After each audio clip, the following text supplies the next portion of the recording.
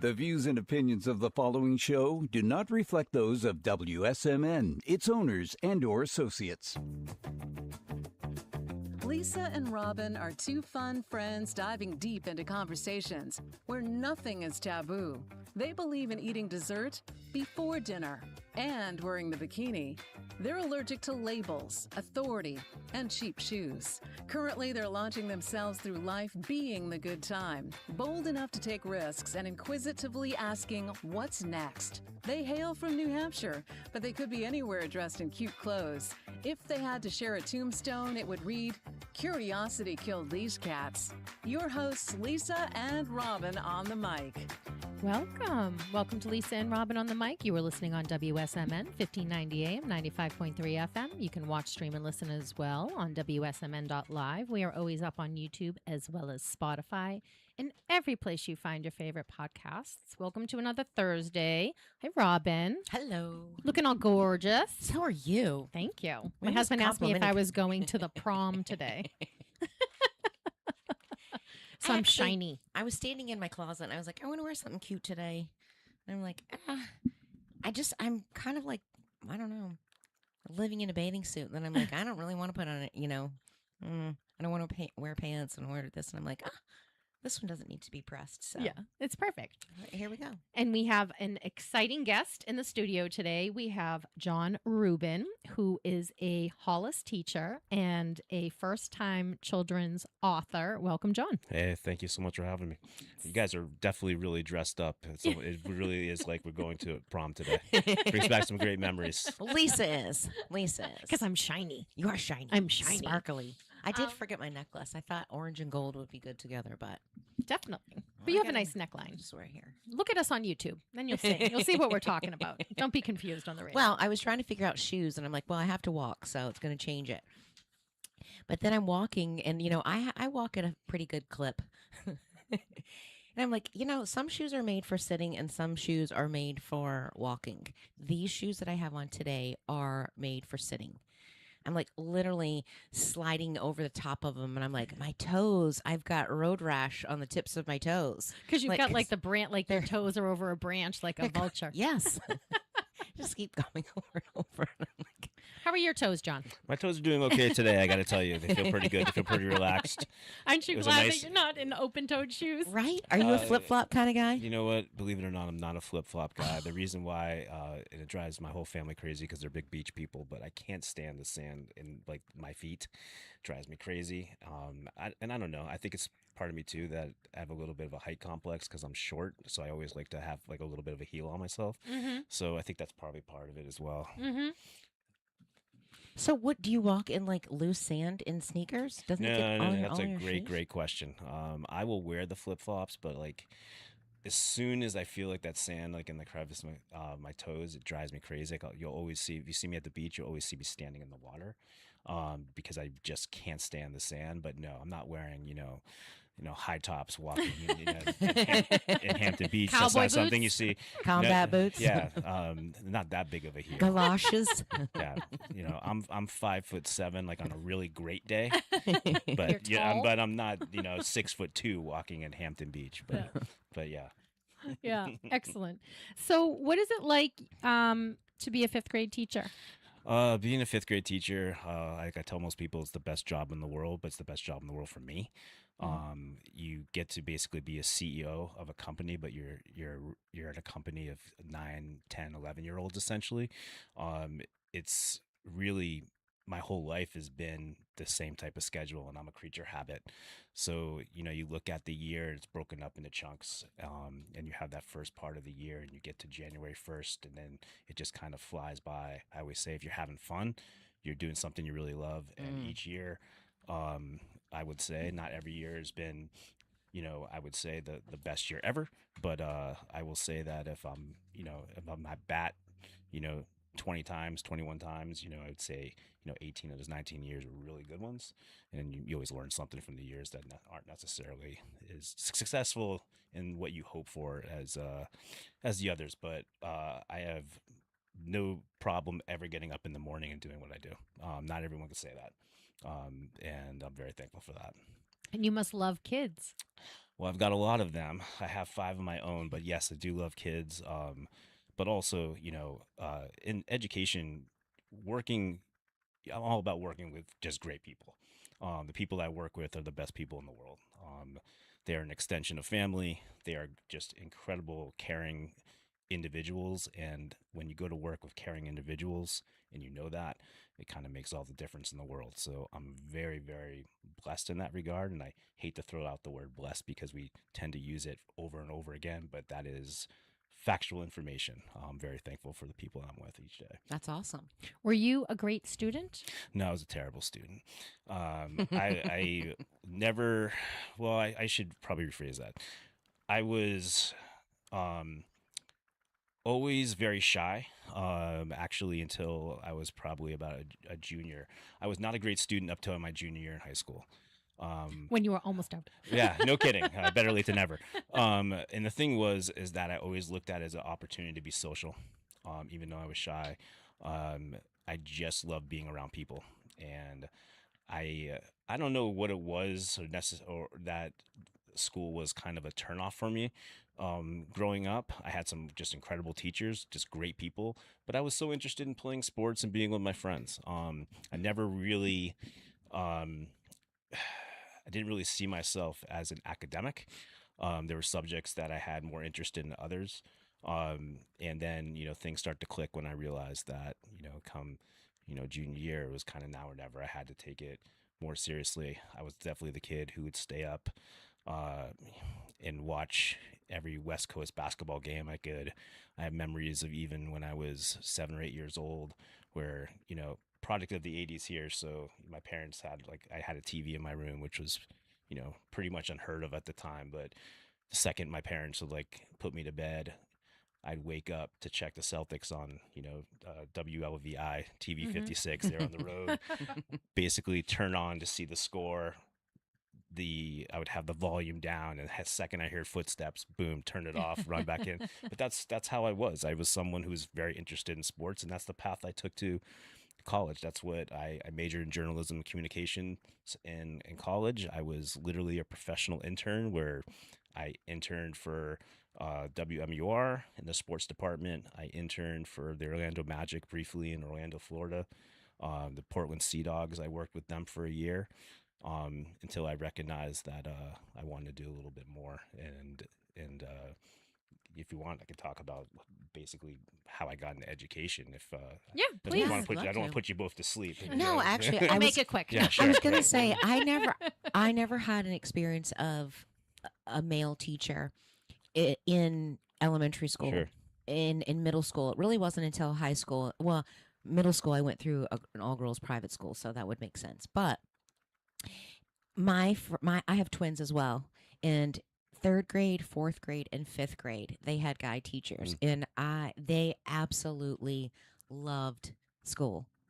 And I thought about it too, just the way that the men handled situations, because women are emotional creatures, and you can't help it. I mean, you can have the greatest teacher, and I'm not dishing on any teachers at all. Greatest respect, but my experience in watching my kids go through school, teachers were emotional, and they brought their feelings into it, brought their feelings into, school against other. And I my experience of, we need more male teachers. I just think that they have such a neutral mindset and being able to handle kids. Because it's hard. Yeah, one of my favorite teachers of all time was my male teacher for 7th and 8th grade. He taught math and science. Sure. Mr. Guazalaka, wherever he is in the world, fantastic teacher, but he brought the concept before anyone else did to make us run around before school and after school. So he started you would play basketball. So if you showed up another half an hour earlier than class started, he would throw hoops with you Right. and and so he used to get us all together. We'd run around like lunatics. Then we'd be quiet and we'd be able to learn. Yeah, And getting that energy out is obviously a big thing. You talk about, being a male teacher. When I first started, 2004-ish is basically when I started my career in education. Being a male teacher was a bit of a novelty. It's like a male nurse. Right, it was something that was not necessarily as common. It's a little bit more common today in the elementary level. Um, I will always say this: if you walk by my classroom will not be the neatest classroom in the building. It will definitely not be the most silent. That's how I am. That's how I operate. You talk about emotions. Always a lot of emotions that are going on throughout the day because these kids come in and who knows what happened to them prior to coming into the classroom, right? The way that I typically approach it is just like my own children. I care for them like I care for my own children. They're all different. It's my job, especially when I have a class of whether 19, 20, or whatever it may be, making sure that all of them have a voice and I make them feel as equally as important as the other. That is the biggest challenge each year that I always face. It's something that I take a lot of pride in and working on with them.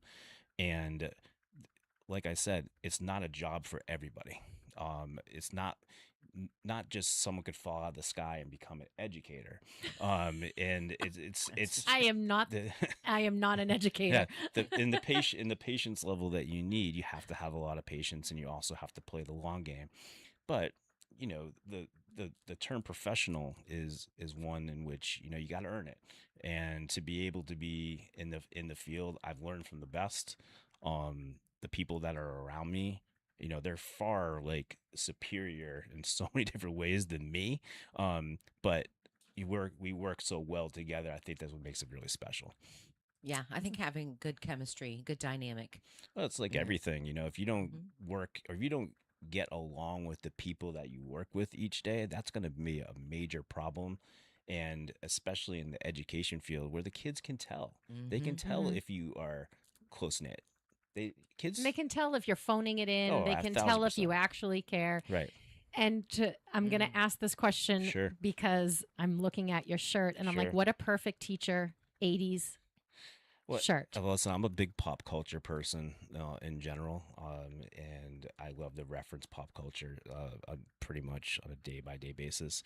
I don't know. Then you talked about was I a good student? Well, no, I was watching Beverly Hills Cop at age 8 or 9.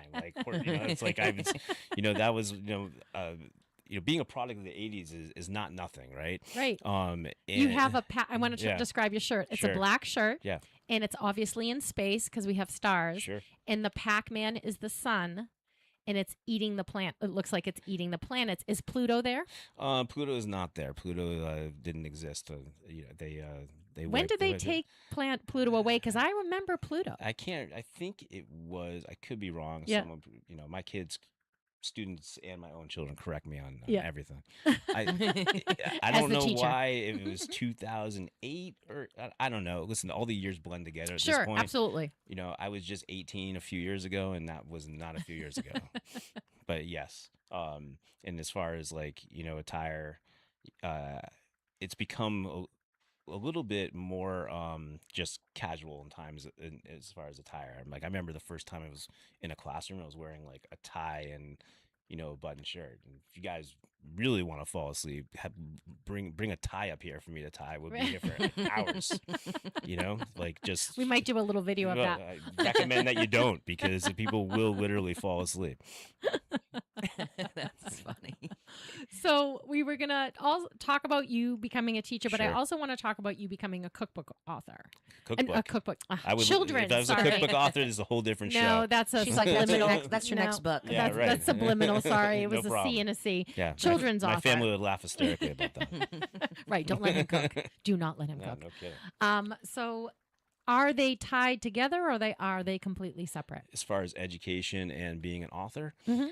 well, I would say they're somewhat tied together, and I think I talked about being a professional intern, and basically for me back when I was looking at a career in journalism, my thought process, and we all learn from our experiences, my thought process was, okay, if I'm finishing college around 23, 24 years old, I went to Readiness. I don't know if you guys are familiar with Readiness is. Readiness is a extra year of school right after kindergarten, but before first grade. They had readiness in New Hampshire. I call it an extra year of cutting and pasting. As you can tell, it really benefited me.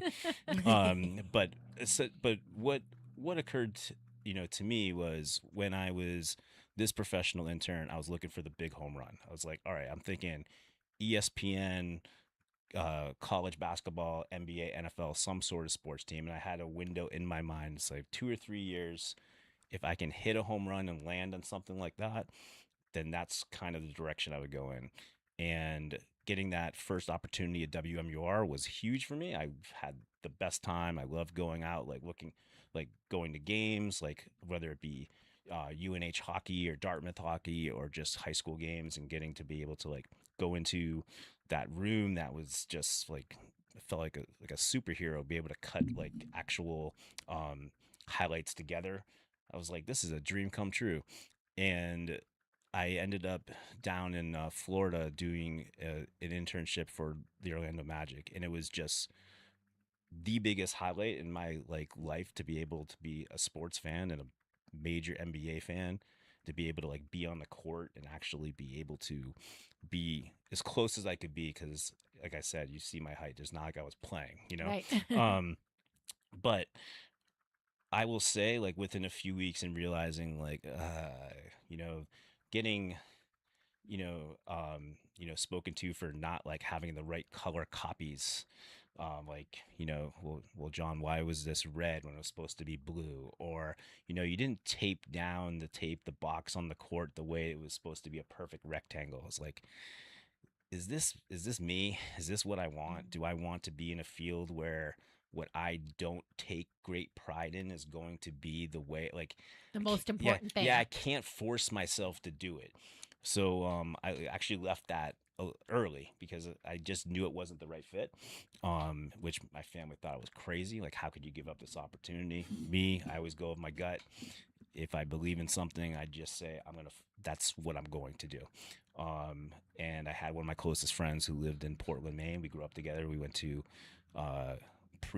preschool together. I met my wife through him too, actually, like later on. So I worked for the Portland Sea Dogs for a season. I don't know if either one of you are baseball fans, but if you ever get Red a chance, Sox. okay. I apologize. I'm a Red Sox fan too.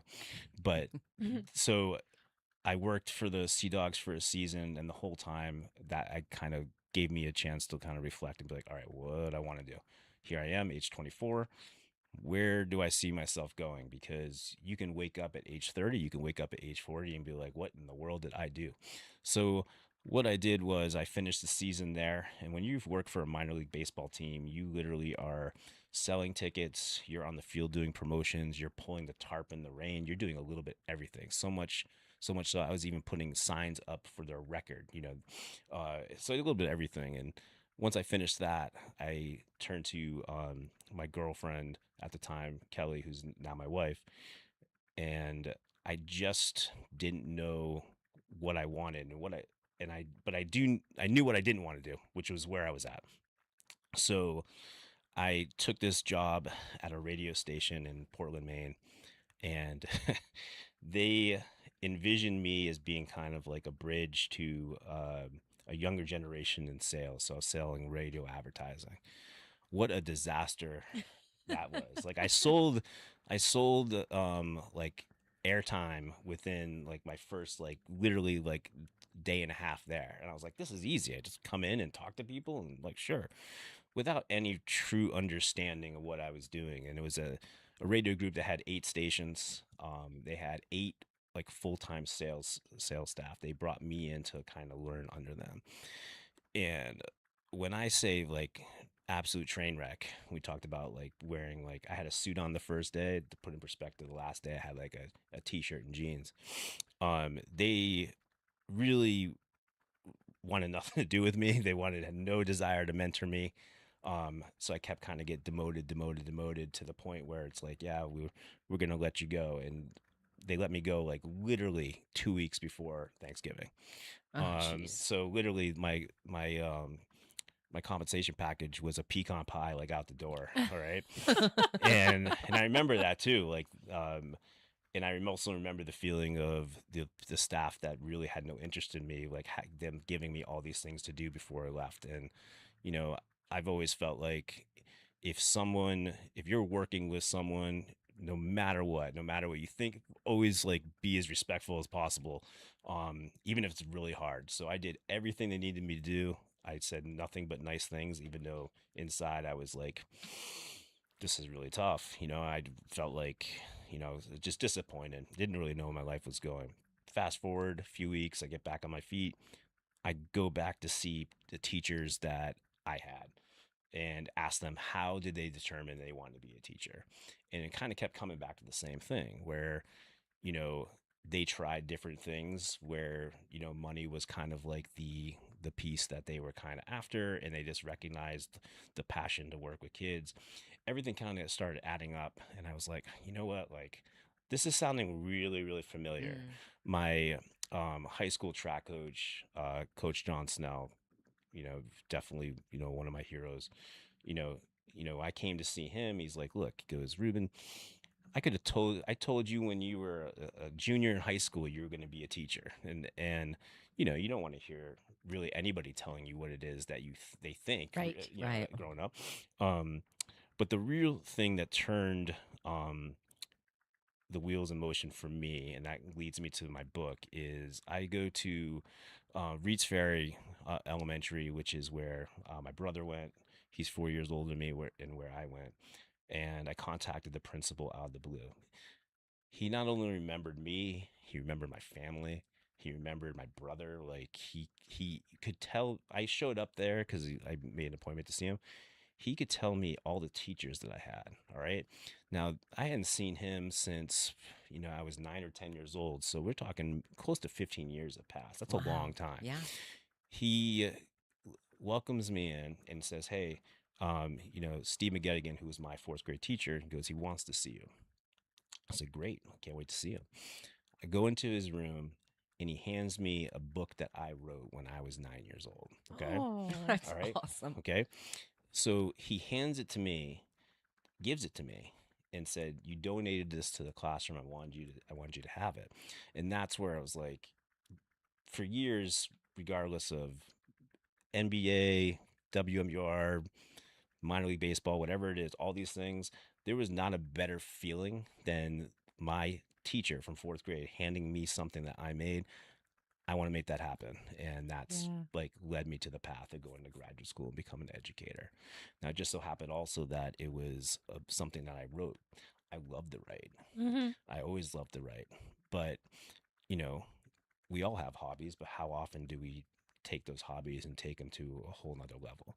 And ultimately, here I am at, near 50 years old with a book that I wrote. And so it's kind of full circle, but it's also full circle that had, there's stories amongst stories to get me to where I am today. Yeah, we love the story. So this is we're showing this for YouTube, but this is Oscar. This is sometimes the door we fear most is the one that leads us home. Tell us a little bit about Oscar. So the story of Oscar, well, there's various stories of him. I wanted a dog my whole life. I don't know if either one of you big pet lovers. Oh, yes. Okay. So I just tried to save a chipmunk on Sunday that went awry, but yes, I'm a huge animal lover. So so I wanted a dog my whole life.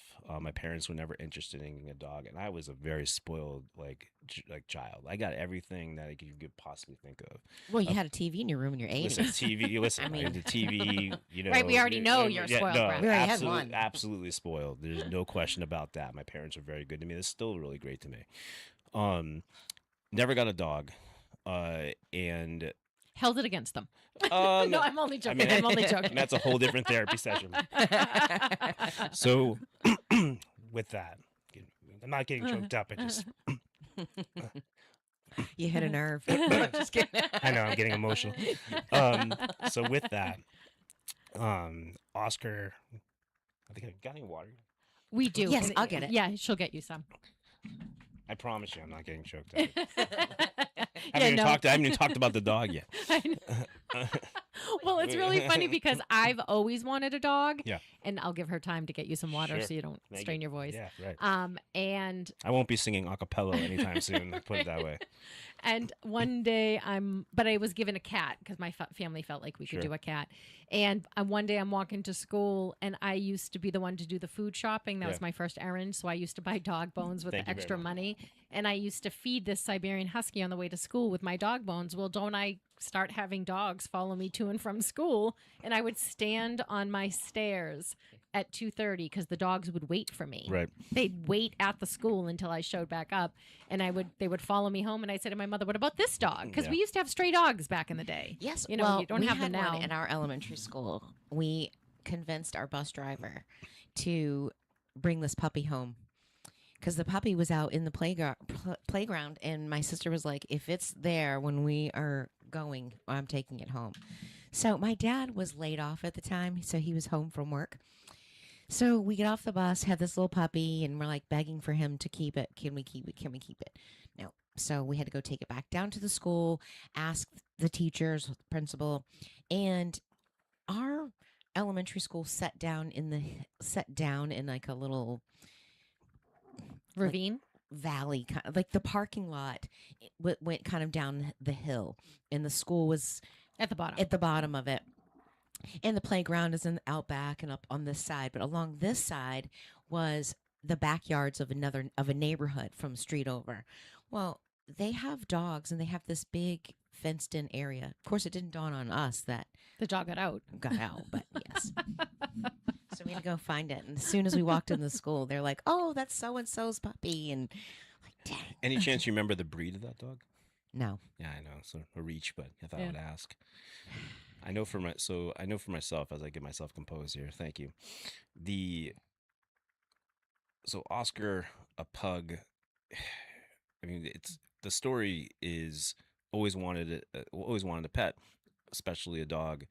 Out of the blue, my wife, who loved Oscar, never wanted a dog, and our son, who was autistic, we read a lot of people discussed about having an animal being like a very soothing, for a child with special needs, and something we talked about, but nothing very serious. But out of the blue, we had a friend who contacted us and said, "Hey, we know this couple. They're divorcing and they're relocating to California, and they need to rehome their dog." It's like, this is literally within like weeks of us having this conversation, to my knowledge, for the way I remember it. And my wife was like, "You should go meet this dog." And I was like, "What kind of dog is it?" It's a pug. I was like, "All right, well, I don't know much about pugs other than like, I know they sleep, but and I know that they like were in Men in Black, but that's pretty much it." So anyways, we go to this baseball game and we meet Oscar. All right, and like just So is it you and your son or just you? so it was actually my oldest three. It was my oldest daughter, my daughter, my oldest daughter, my oldest son, and Sawyer, who's my middle, who is autistic. So we go, and I'm like, how can you not fall in love with this dog? It's just he's just kind of, as I call it, pugging around. He's just like sniffing the ground, like he doesn't move that fast. So anyways, I come home, I'm like, oh my God, like we got to get this dog. We have to. So we end up, and I remember it like yesterday. The owner brings Oscar to our house. This is probably like 2 or 3 weeks after the fact. Oscar's literally on the owner's lap in the truck pulling up. This is my introduction to Oscar joining our family. And the owner says to me, he goes, "Look, all you have to do with Oscar is you feed him in the morning, you walk him. At night, you feed him and you walk him." I'm like, this is the easiest thing in the history of time. That's all I'm doing. And sure enough, he was a lap dog. He comes sit by my side, and I just absolutely loved him. The kids loved him as much as non-pet lover kids would. Sawyer was, definitely like interested in him. And that began, a 7.5-year run of having Oscar in our lives. And, it was that unconditional just love that you have for a pet that I really don't think you can explain unless you have one. Mm-hmm. Mm-hmm. And there's just something about for me personally, the first opportunity to have a dog, it kind of added layers of just, oh my God, like this is my guy. Like I am going to enjoy every breath that this dog has because I don't know if I'll ever have a dog again. And then you just fall in love with the dog. Mm-hmm. And you start to like think about like all the just day by day, you just love the dog like it's your, it is your family, it's your own. They don't judge you. You don't feel well, they'll crawl up next to you. Mm-hmm. And don't get me wrong, like this is a huge adjustment for family. Like my wife said to me, listen, we get Oscar will never sleep in the bed. She went away out of town. I let Oscar up in the bed. Game over. He was in bed forever. Okay, like that's she goes like dog sheds. There's a lot of things with having a pet that isn't for everybody, but I love Oscar with like my everything. And essentially, what occurred was he was always like a healthy dog. And I thought he was almost invincible because I've lived by those principles in which the former owner said, feed him, walk him, boom. But as time went on and as he got a little bit older, we just, the reality hit in. Like his hips, like couldn't move. Not to say that Oscar was jumping, 15 feet in the air, but getting on the couch was an issue. And then he really started having accidents everywhere. And I would say there's a little bit of denial on my part because I would clean it up after him and I just wanted to keep him going, keep him going. Yeah. And it got to a point where we were in September of 2023 and I believe it was 2023. My timeline for this Yeah, gets a after little 20 blurry. after 2020, we all don't know how to yeah, make time work. So the way that I recall it was he had like this cackle type cough, and I was like, well, that's weird. This dog never gets sick. Like the worst thing that's ever happened is like eating grass and like puking outside or inside, unfortunately. So he had this cackle, and I remember like my wife being like, well, you got to take him in to be seen. And I am petrified of the vet because the vet usually gives bad news, at least from my experience. Mm-hmm. So anyways, bring him in. Left him there for the day, which was agonizing. I go off to work. I call, and they say they're keeping him, looking at him, doing all these tests. $8,000 later. No, I'm just kidding. It wasn't 8,000. I remember that. Basically, there was some type of, I would say, there's some type of virus that was going around at the time, and they explained to me that he had this virus. It sounded like a virus. They gave him a medication, so they gave him a medication, and he sounds better within like 2 days. I'm like, beautiful. Oscar's still trucking. But then 2 weeks go by and he's not eating. Now, a pug will eat anything. And I just couldn't get him to eat. I put goldfish in his bowl. He's not eating the goldfish. I was like, uh-oh, this is not good. So I'm just like not seeing him wither away, but I know that something isn't right. And within like 3 weeks of going to that vet visit, I come home one day from work. He's in his crate. We had to crate him because he would just have too many accidents, which, it was so sad because there's nothing could be done other than him holding on, me holding on to him. I get him out of his crate one afternoon. I get back from work. I take him out and he's like slanting, like walking. Okay. And as he's like slanting, I'm like, okay, well, maybe it's just me. Like something's up. Like maybe it's just me. Maybe I'm a little off. I don't know. And we get outside and he's like kind of wobbling and I was like, and we're going on our normal walk and then he just gets sick. Like he starts like throwing up. I'm like, oh my goodness, like what's this about? This was our last walk. And we turn around and then I recognize like his eyes are like kind of like really like moving like almost violently. So I'm like, all right, I gotta pick you up. I gotta take you home. And I get home and I say to my oldest son, I was like, look, I gotta take him to be seen and I don't think he's coming back. So and I knew it. I knew this was it. And I knew that it had to be it because he was no longer him anymore. And I took him to a veterinary hospital in Manchester. And there was nothing they could do. So I had to make the decision to put him down. And I would say with any loss I've ever had in my life, that was the hardest thing that I've ever experienced. So what was it? Well, he was having a seizure. I was going to say the eyes rolling back in his head. I was seizure. wondering if it was a seizure. He's having a seizure. The actual diagnosis of what it was, I believe weeks later, they said something along the lines that he had a collapsed lung. Okay. Wow. Now, could that have been reprimanded? Possibly, but I will say this, that I got every ounce out of him. Mm-hmm. He was not the same dog towards the end. No matter what, it was time. Yeah. Yeah. Because I recognized that it was just time, and I had to let him go. Mm-hmm. And I will tell you, I don't know if either one of you ever had to put a pet down. Oh, plenty. Yeah. Okay? Well, in doing that, I was they. You literally watch the last breath. It's not. It's very very very sad.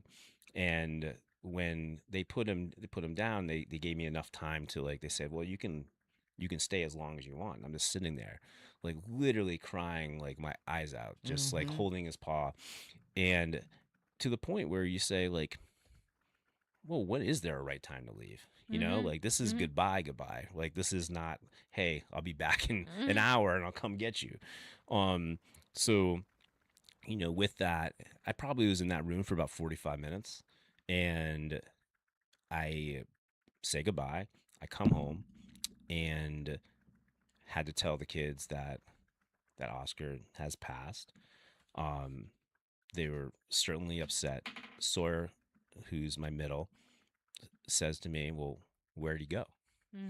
And that really began this story. We would literally, autism or not, he asked a question in which I didn't have an answer for until I did. So what I did was I would talk about where he went. And that led me to writing from Oscar's perspective where he did go. So now there is a story about Oscar, and that story continues, as in I took something in which, which I hope for, because he was so special to me that I wanted to make sure that he was okay. This story did make him okay. This story made him, the things that weren't working as well for him have now disappeared, and he's able to move on. Where, yes, he's gone, but he's just moved. He's gone, but he's moved on. And that's what I really wanted with this story, was to be able to explain not only that just because it's over, that final piece, that it's not really over, it's just something that's new, and that's okay. And this book really deals with grieving a loss, but also just saying, hey, as hard as this is, this has to be, and it's okay, and everything is going to be okay.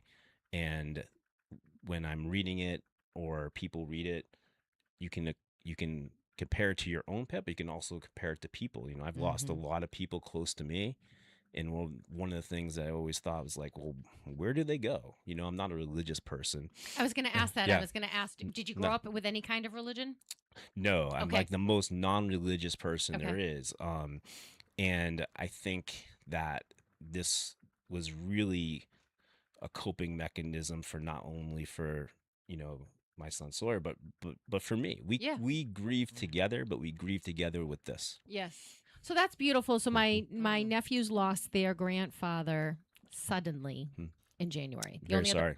Thank you. The only other time they lost a grandmother a couple of years earlier, but they were younger, and she was old and sick. And when you can get past that a little easier than we're going to see grandpa and he passed away. Right.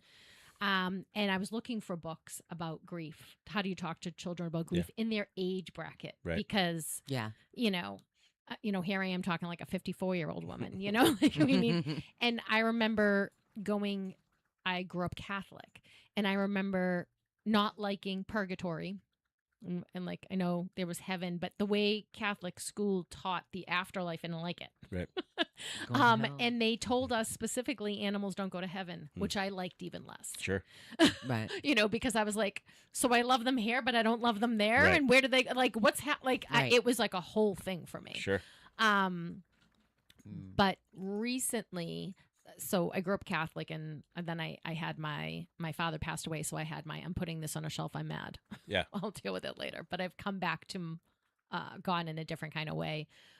But there's a great, I don't know if it was ever given to you, but the Rainbow Bridge about Yeah. all your pets mating you Sure. will make me bawl, snot, cry. Yes. Every single time. Like I Yeah. would never be able to read it on the air because of all the pets Yeah, that go before you. it's interesting enough in the book I actually have the story really goes is that as we see Oscar recognizing that he is aging, there's this door that is in his living room, and this door has always been closed, and it just so happens one day when no one is around that a light is on and the door opens.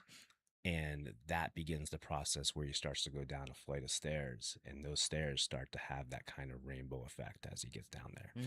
And this is where his path goes towards what's next. Now he's guided by pets, pet friends from the past. And We're all crying in the I studio. know. I'm like, Well, I really don't want to do this. Well, I know. Unfortunately, I know it's It's a happy ending. in reading the story, there are tears, but there are also tears of happiness too. Mm-hmm. And one of the things that was really important to me in this story is I wanted elements of our family Mm-hmm. embedded somehow, some way within the story. And one of the things when I was talking to the illustrator was, can we take some images from us and put them on? It almost looks like a slideshow when Oscar is traveling towards his new home. And if you look closely in some of the pages, you'll see like kids with Oscar. Those are real images that drawn in, and then there's a picture of myself too. Mm-hmm. Oh, that's awesome. So there's elements in particular that are very close to home in this story, and writing it and putting it together was quite a process. Yeah. And do you feel like it helped you excise your grief or metabolize it? It was, I mean, I think that it was everything to me. To grieve any loss, there is no playbook on grieving a loss. I know. Unfortunately, but fortunately too, because we're all going to be able to do it differently. Yeah, having, and this is something I worked on for 2.5 years to be able to get this out. And grief has many stages, right? It does. So you're going through the book Yeah, multiple times in the stages. yeah. There was no I wouldn't say there was any anger in terms of him passing, but I think that's because it wasn't a surprise. I knew borrowed time when you have a pet. I know that's reality. I knew that was going to be something that I was going to have to deal with. But I always feel like, can you get an extra month? Can you get an extra, 6 months? And just hold on to that as much as you possibly can. And with my dog, to be able to work on it each day. I mean, I felt like I owed it to him to do this, which may sound silly that I say I owe it to an animal. But it was a whole process to grieve because he was literally with me each day, because I was writing about it. I was talking about it. I was doing something that was going to lead me to having this out there, which I think for me, it makes it that special. And also, he continues. He's not here physically, but he still continues. And that's something that's really important to me. And I will say this each day. My son Sawyer, he will say to me each day, what's Oscar up to? Oscar has a whole different life. Like, we talk about it. Like, we grieve every day by talking about it. And for us, that's been a really healthy thing. Have you guys gotten another dog? We have a dog. Oh. Okay, we have a pointer terrier mix. Her name is Tatum. And Basketball fans. yeah, yep. She is a complete different dog than Oscar. I was like, Pointer Terrier is not d- pug. No, this is different. This is not a couch dog. No, so and credit to my wife, who's my biggest support in anything and everything I do. And Shout out to the wife. yeah, well, she probably, I don't know if she listened anyway. She's working, but she asked me probably, a few months after, because I was really, really sad that Oscar had passed. She goes, "Can you be happy with not having a dog again?" And I said, "No, I can't. Right. Like I need to have dog." And she was like, and she loves Tatum. She loves Oscar. She hates having a dog. Yeah. Okay. She just I hates get it, that. Well, some Sure. people, it's funny because I think there's a pet person that Yep. marries a person who likes pets, Mhm. but doesn't want to deal with them passing. And I know that sounds Mhm. like a strange reason to not want a pet. Yeah. But because we last so long beyond our pets, their lives are so much shorter than Sure. ours. Yeah. There are people who say, I'm going to love this thing and then I'm going to have to put him down Sure. or her down. And so I'm married to someone who feels like every time we get a pet, he just mentally and emotionally and spiritually is Yeah. like, can we have a break? And I'm always like, no, we can't See, have a break. we had 2 chocolate labs. Mm. The first one passed like 2 days before Christmas. Oh, that's brutal. And my kids were 5. Oof. He had so much fluid around his heart, and that was devastating in itself. But I had a distraction because I had 2 little ones. So, and you knew that there was nothing that you could do. And so it was hard grieving it. So we waited a year and we got another chocolate lab. Okay. And this is my first puppy that I've ever had. All right. Because we adopted Ranger, the first lab, when he was 2. And so Bosco was a baby, and he was such a love bug, and he just had that big blocky head, and he never grew out of his puppy legs, so he had these long, lanky, but he's 112 pounds, Crashing through the house. like a puppy. But so we actually went through a divorce, and I took the dog. Sure. And so when we moved in, Bosco started sleeping in my bed, and he would sleep by the pillow Like a human. like a human. Yeah. So He's like, don't you worry. You're not sleeping alone. I gotcha. So in walks Chris, my husband now, and he's like, hey, I'm dog sleep in the bed. Blah, blah, blah, blah. But Bosco was consoling me like I hadn't slept alone in 16 years. Right. And he's like, Mommy. And, he'd go with me on my walks. And, I didn't want to cry in front of the kids or be upset in front of the kids. So I'd go for a walk and I'm talking to Bosco and like just bonded. And he's always there for you. And he could just sense, like, when you were sad, he'd come up and, So in walks Chris, and he's like, we're not having a dog sleeping in the bed. Yeah. And I had a queen size bed at the time. And I'm like, okay. You can sleep elsewhere. I'm like, well, there's a couch and there's a guest bedroom. But he's like, I'm not sleeping with a dog. He's too big to be on the bed. And I agreed. It's too big for, you He's got 120 pounds. He's another human. I'd personally go with the king size bed. Well, at the time I didn't, and Chris ended up moving into my house with me. And so he would push Bosco off the bed every night, and he's like, Bosco would just get down and go over to my side. Now I'm sleeping in the middle. So I've got, 112 pounds over here, and I got, 6'2", 200 and some pounds over here, and I'm like sandwiched in the middle. And so, but he got, he ended up having like spots on his liver, and he was not.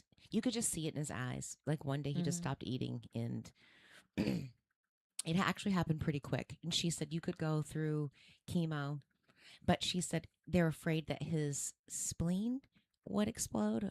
It would burst. It had so many tumors on it.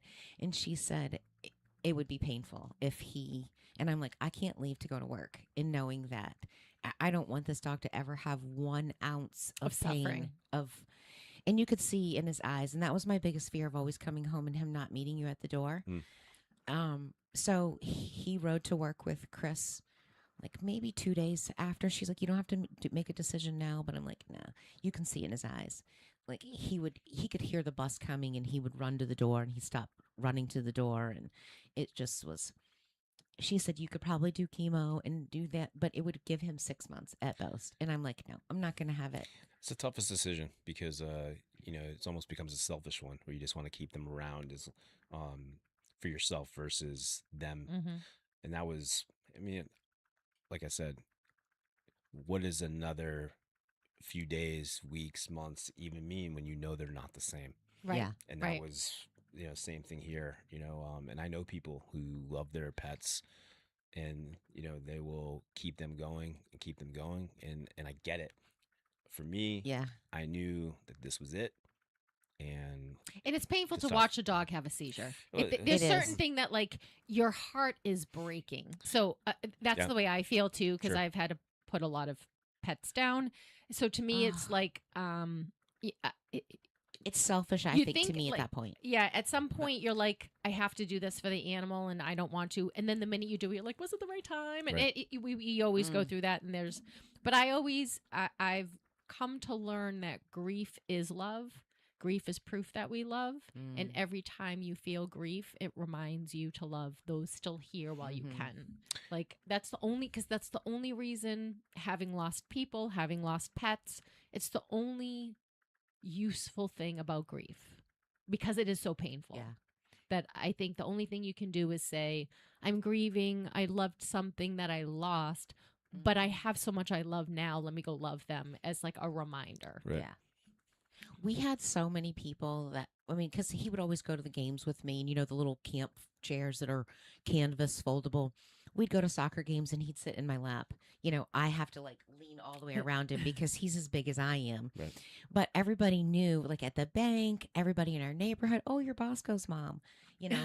So the day that we decided to do it, we took him to McDonald's and he got some vanilla ice cream and got a hamburger, and we walked the neighborhood and everybody said goodbye, and Oh, we went to the school, their coach, and so it was also good for my kids to be able to do that as well. And we were all in there when they just said, and they were so good about, we're just going to take him for a few minutes and we're going to give him an IV. And then when you guys are ready, I'll bring him back in. And of course, he comes right and sits on my lap, lays on my lap. And that was the hardest thing. And Chris actually paid, I don't know if they do it for real or not, but they actually clean out the ashes. You have to pay an extra price to clean out the ashes to make sure that you get your. yes. So Bosco's in my office. You mentioned the ashes part. I still have Oscar's ashes. It's next to it's next to where I sleep. Never gotten myself to spread them. Yeah. I don't know why. I'm the same way. I have a bunch of yeah, cat's ashes, yeah. and I'm like, I'm going to put them in the garden so they can be with the flowers, and I never do. No, But if I move, yeah. if I move, then I'm not. Like, I've never even dawned on me to spread his ashes. No, I mean, I He's staying with me. I mean, I have it with me, but I even have his collar on my school backpack that I like, so I can hear like the sound as I'm walking. But yeah, he's with me, each and every day, and people associated a pug with me. I'd always talk about him. Yeah. It's a beautiful thing. Well, we are coming up to the top of the hour. Are you staying another hour? Or are you going home? I mean, listen, if you want to have me hang out, I can hang out, Okay. or you can kick me out, whatever you want. I Okay, can stay well, for a stay li- tuned. We got stay lots for a of stuff little to talk bit. Yeah. about. All right, stay tuned. You're listening to Lisa and Robin on the mic on WSMN 1590 AM, 95.3 FM. You can always watch, stream, and listen on WSMN.live. Stay tuned. We're coming to the top of the hour, and then we'll be back for another hour.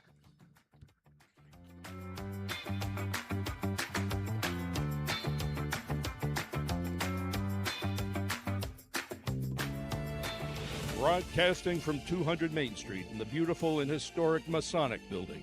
This is WSMN 1590 AM and WSMN 95.3 FM, Nashua. Streaming live at WSMN.live. USA Radio News, I'm Ron Warner. Trump is defending his decision not to sign the bipartisan housing bill. The president spoke from the Oval Office. I made billions of dollars with housing. I know housing better than anybody, maybe anywhere. It's all about the interest rate. Lower the interest rates, you can have all the housing you want. The bill, meant to help buyers with the goal of lowering prices, sailed through the House and Senate and was set to be signed by Trump on Wednesday. Trump canceled the signing, posting that he won't sign it until the Save America Act voting ID bill gets passed. Later in the day, Trump seemed to downplay the bill, saying all that's needed is to lower interest rates. I'm Mark Mayfield. The FBI says battlefield-style drone attacks seen overseas could eventually reach the United States as drone technology becomes more advanced and affordable. Officials are particularly concerned about next-generation drones that can operate over cellular networks. The warning comes as federal agencies increase security efforts around major events and continue investigating alleged drone-related attack plots. U.S. Park Police are asking for the public's help in identifying a person seen near the Lincoln Memorial reflecting pool as investigators examine reported damage to the site. Officials released surveillance videos showing an individual reaching into the water. Authorities are reviewing whether vandalism or unauthorized substances contributed to the recent discoloration and repair issues. There were some tense moments on board an Air Canada flight from Newark, New Jersey, after the pilot had a medical emergency mid-flight. Officials say Flight 7664 was headed to Halifax, Nova Scotia from Newark International when the pilot had a seizure. ABC News reports a passenger said the plane was swerving violently. Flight attendants dragged the pilot out of the cockpit with the help of passengers and crew members. The first officer took control of the plane and landed safely at Logan Airport in Boston, where the pilot received medical treatment. I'm Lisa Salvati. From America's News Network, USA Radio News. Business owners, are you paying high phone bills for old-school systems and lousy service? StrongTel cuts your phone bills in half and turns every phone you own into a feature-rich business system. Sean Roddy, CEO of Hennings Brothers Drilling, had this to say. We've been a StrongTel customer for over 10 years. It's great, and even includes an intercom with video to our equipment yard. I can watch live from anywhere with my smartphone. I'd recommend StrongTel to anyone. Never miss a customer call again with your StrongTel business system. StrongTel is a proud iTex partner and always welcomes your iTex dollars. You'll get award-winning StrongTel service, a business-class phone system, and cut your phone bill in half. Visit strongtel.com. That's StrongTel, StrongTel.com. It's StrongTel. President Trump hosted the kickoff celebration of the Great American State Fair. Speaking from the National Mall Wednesday night, Trump touted the virtues of the U.S. and declared that America is back. There has never been anything like the United States of America, and together we are making it bigger and better and stronger than ever before. Trump did turn political, telling the crowd that things are much better since he came back into office. People flocked to the mall for the event that featured a series of military flyovers, the U.S. Army and Marine Corps bands, singer Lee Greenwood, and a gigantic Ferris wheel. It was billed as a patriotic opening ceremony to launch Freedom 250's first-of-its-kind World's Fair. I'm Mark Mayfield. The family of a Texas woman killed when a Tesla slammed into her home is now suing the automaker. Court records show 76-year-old Martha Avila died last Friday when the electric vehicle crashed into her home in the town of Katy. The Harris County Sheriff's Office says the Tesla Model 3 was being driven by Michael Butler with an automated driving assistance system when it left the roadway and struck the brick home. Tesla's blaming the driver and claims he manually overrode the self-driving system. Earlier this week, Tesla CEO Elon Musk posted on X that the situation makes no sense since full self-driving operates the car at low speeds and this was a high-speed crash. Avila's family has filed a wrongful death lawsuit alleging that Tesla and the driver are both at fault. I'm Tammy Trujillo. I'm Ron Warner, USA Radio News. iLocal.net is offering a free website analysis to improve the online presence of your business. Business owners across the U.S. turn to iLocal.net to improve their search engine rankings. Search engines are constantly changing their algorithms. You need the professionals who know how to use those changes to benefit your business. Don't hope for new customers. Get found and be chosen. Visit iLocal.net/go for your free website analysis. iLocal.net/go. Hi, I'm Lisa Law, New Hampshire Justice of the Peace. I've seen firsthand the stress and expense of large weddings. That's why I opened the Lawfully Yours Wedding Chapel in Nashua, where I host heartfelt and